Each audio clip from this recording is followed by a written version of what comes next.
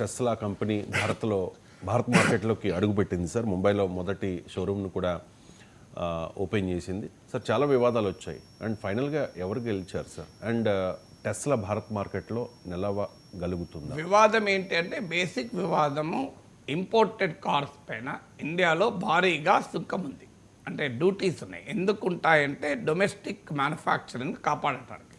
ఇప్పుడు విదేశీ కారు చౌకగా వచ్చి ఇండియన్ మార్కెట్లోకి వస్తే ఫారిన్ కార్లు మన కన్జ్యూమర్స్ కొంటుంటారు. కన్జ్యూమర్కి ఏది కావాల్సింది, ఏది చీప్ అయితే అది కొంటాం. ఎప్పుడైనా ఒక ఫారిన్ ప్రొడక్టు మన దేశంలోకి వచ్చి మన దేశీయ ఉత్పత్తుల కన్నా చీప్ అయితే మన దేశీయ ఉత్పత్తుల అమ్మకాలు తగ్గి దేశంలో ఉత్పత్తి తగ్గిపోతుంది, తయారీ రంగం దెబ్బతింటుంది, మ్యానుఫ్యాక్చరింగ్. అందుకొరకు వివిధ ఉత్పత్తుల పైన ఇంపోర్ట్ డ్యూటీస్ పెడుతూ ఉంటారు. సో అందులో ఈ లగ్జరీ కార్స్ పైన, ఇంపోర్టెడ్ కార్స్ పైన భారీగా దిగుమతి సుంకం ఉంటుంది, ఇంపోర్ట్ డ్యూటీ ఉంది.